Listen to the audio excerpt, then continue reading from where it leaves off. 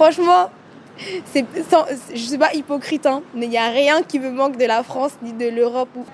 Tu peux vite arriver ici et vouloir mener une vie de jet set, parce que genre, c'est comme ça que tout le monde fait ici, etc. Et claquer des 10 000, des 100 000 dans des sorties de fous, dans des hôtels de fous et tout. Mais rappelle-toi que chaque franc que tu dépenses aussi, tu peux le dépenser pour développer ton pays, tu vois. Donc je dirais que là, c'est une demande personnelle. Ça me tient à cœur. Faites-le pour moi si vous ne le faites pas pour moi.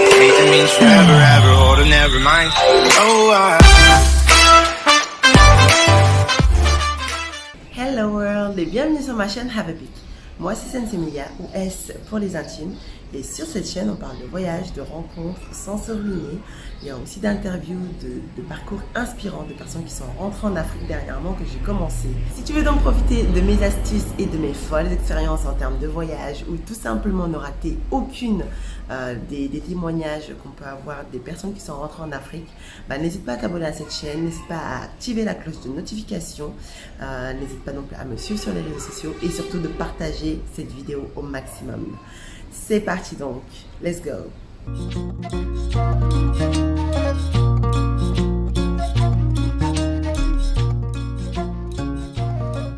Bonjour, moi je m'appelle Laura, du coup j'ai 27 ans, je suis journaliste.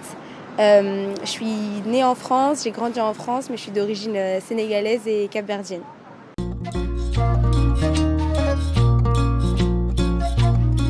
Je suis rentrée au Sénégal en novembre 2020, donc ça fait bientôt 2 ans.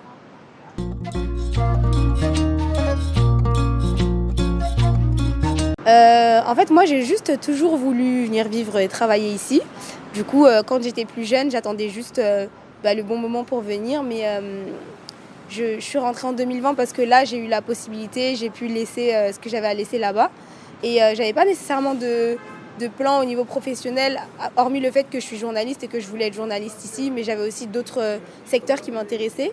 Mais sinon, j'ai pas été motivée par un déclic particulier ou autre. J'ai juste toujours voulu venir vivre et travailler ici, comme je disais, parce que pour moi, je fais que rentrer chez moi, quoi, tu vois.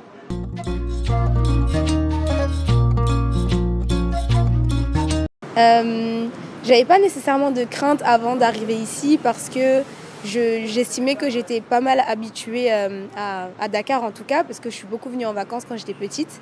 Et du coup, je dirais peut-être juste une fois arrivée ici, quand j'ai commencé à me lancer un petit peu dans le monde professionnel, à essayer de trouver du taf dans mon secteur, j'avais un peu peur peut-être de venir prendre la place de quelqu'un d'autre parce qu'ici il y a beaucoup de chômage et tout.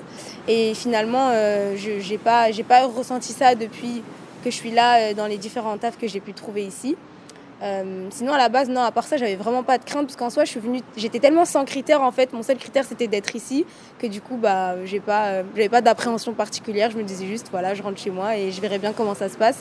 Je prends le pays comme il est et tout et j'avance.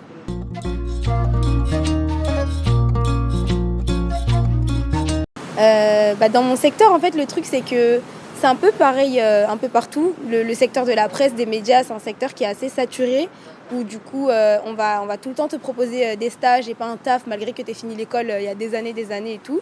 Et donc, ça fait pas exception ici au Sénégal. Donc, au démarrage, c'était un peu dur parce que j'avais du mal à trouver un taf qui allait correspondre à ce dont moi j'ai besoin aussi.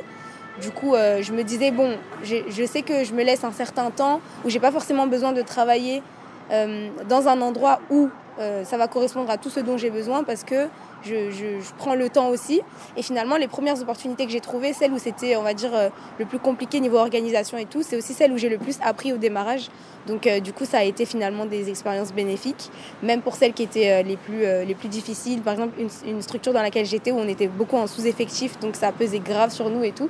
Et c'était une expérience qui était vraiment éreintante et tout, mais finalement, une fois que c'est fini, tu te dis que quand même, ça t'a apporté. Dehors de ça, en fait, comme ici, c'est beaucoup de réseaux et que moi, je suis venue dans un pays où je connaissais déjà des personnes, des tontons, des tatas, des cousines, etc. et tout.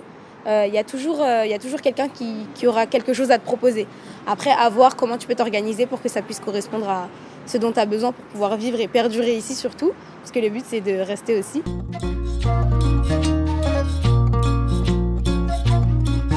Moi, j'ai un peu du mal à comparer deux pays qui sont complètement différents, parce que en soi, vu que c'est deux endroits différents, c'est normal que ce soit différent. Donc du coup, évidemment, quand tu as grandi quelque part et que tu vas autre part plus tard, tu vas ressentir un certain nombre de différences. Mais je sais pas comment dire, je suis tellement venue avec un état d'esprit neutre que du coup, j'ai pas ressenti des trucs qui m'ont choqué, un choc culturel, etc. En plus, je venais à un endroit que j'ai beaucoup fréquenté quand j'étais petite, où je suis beaucoup venue en vacances et même hors vacances. J'avais eu l'occasion de faire un stage ici quand j'étais en première année de journalisme et tout.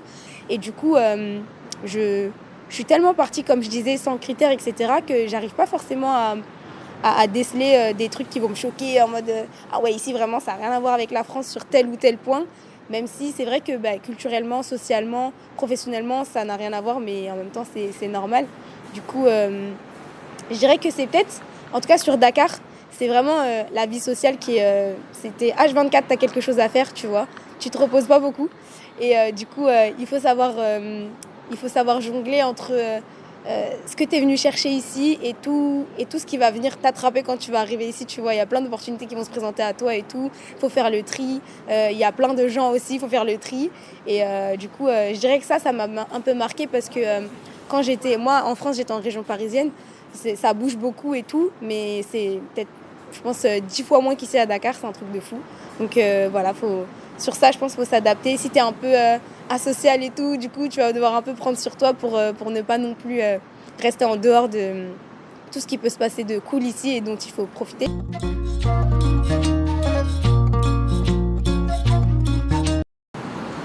Pour le coup, je vais peut-être parler un peu aussi par rapport à mon domaine, parce que c'est ce que je connais le mieux dans les médias. Je sais qu'ici au Sénégal, ça ne va pas être forcément le fait d'avoir un diplôme français qui va te donner accès à plus d'opportunités, mais c'est juste le fait d'avoir un diplôme tout simplement parce qu'en fait, dans les médias, il y a très peu de personnes qui sont vraiment, en tout cas pour les journalistes, il y a peu de personnes qui sont vraiment journalistes. C'est-à-dire qu'il y a, dans les médias ici, il y a beaucoup de personnes qui viennent d'autres secteurs et qui du coup trouvent une place à tel endroit parce qu'elles connaissent telle personne et tout. Mais du coup, moi, le fait d'être juste diplômée, en fait, ça... Plusieurs fois, on m'a fait la remarque dans des jobs que j'ai pu trouver ici que « Ah, mais en fait, t'es journaliste, mais genre, on te prend !» Tu vois, parce que tellement c'est rare de trouver des personnes qui veulent travailler dans les médias et qui sont vraiment journalistes et tout, que du coup, on me l'a déjà sorti celle-là. J'étais un peu déroutée, mais c'est vrai que même dans d'autres pays, il y a beaucoup de personnes qui se retrouvent à des postes même importants dans les médias qui n'ont jamais fait les moindres études ni médias, ni communication, ni journalisme, etc., ni production et tout, et qui du coup se retrouvent là grâce au talent, grâce aux connaissances. Ici, c'est plus les connaissances que les diplômes, je pense, en soi, donc je dirais que ouais, c'est plutôt ça.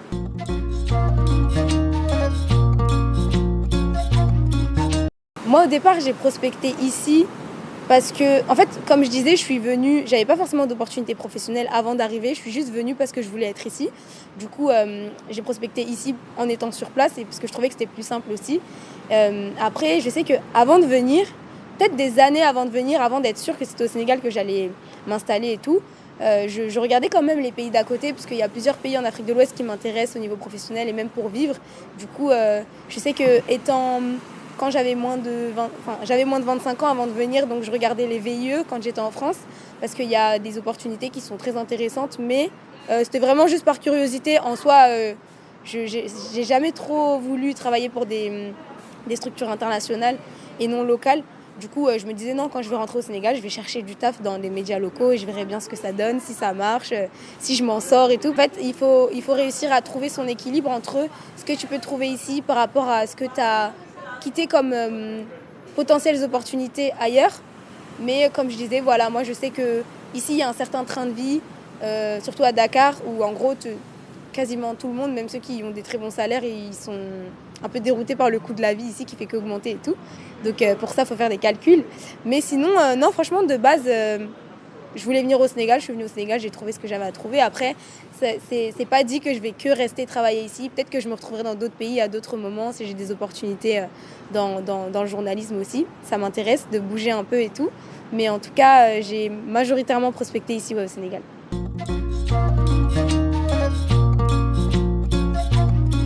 J'ai pas vraiment eu de doute ou d'incertitude depuis que je suis ici, parce que en fait je voulais tellement rentrer, peu importe ce que j'allais trouver là, que du coup quand tu vois quand t'as fait 25 ans quelque part et puis tu vas ailleurs, forcément il y a des trucs qui vont c'est des grands changements dans ta vie et tout, donc tu vas pas forcément t'habituer facilement à tout, mais comme je disais tout à l'heure, comme je disais en début de vidéo, je prends les choses comme elles viennent et tout.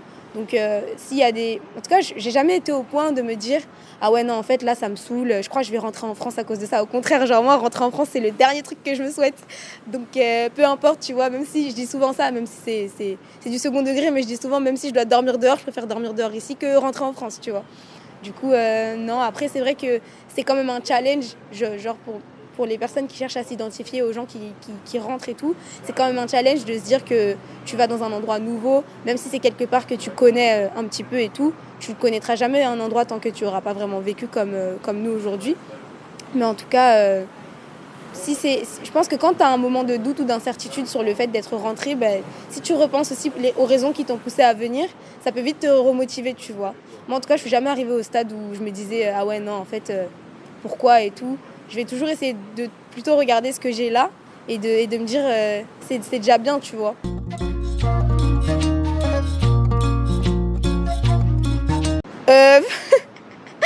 Franchement, je suis pas hypocrite, hein, mais il n'y a rien qui me manque de la France ni de l'Europe ou autre. Parce que, en fait, mis à part les gens que j'ai dû laisser en partant, moi, il n'y a rien qui me retenait là-bas, tu vois.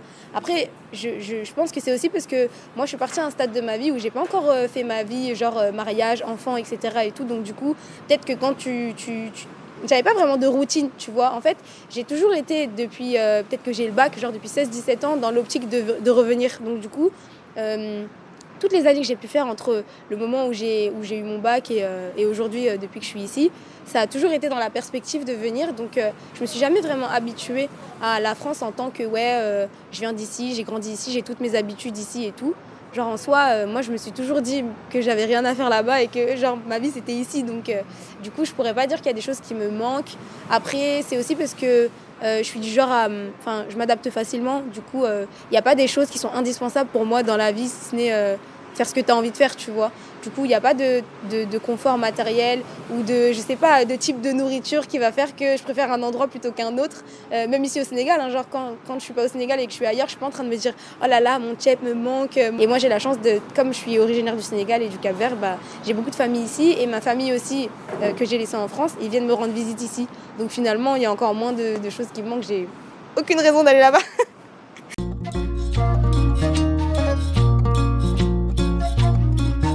Ce que je conseillerais à toute personne qui veut rentrer au Sénégal, c'est de bien évaluer ce dont elle a besoin. Je dirais peut-être comme moi d'essayer d'avoir le moins de critères possible, le moins d'attentes possible, parce que ça va juste te remplir d'appréhension alors que tu sais pas où tu vas mettre les pieds, même quand tu connais déjà un peu bien le pays et tout. Comme on dit souvent, venir en vacances quelque part et vivre quelque part, c'est pas pareil. Donc n'hésite pas, si tu as la possibilité d'avoir par exemple une opportunité professionnelle ici, avant même de t'installer, à en profiter parce que tu pourras voir à quoi ressemble ton quotidien quand tu vis ici. Après, il y en a qui viennent pour entreprendre aussi. Là, c'est autre chose parce que du coup, tu dépends presque que de toi, de ta détermination, du marché. Donc, faut pas hésiter à vraiment bien se renseigner, à ne pas penser que tous les pays d'Afrique sont pareils, parce que même les villes d'ailleurs, tu vois, Dakar, c'est une ville où il se passe un certain nombre de choses. Quand tu vas dans d'autres villes, c'est autre chose.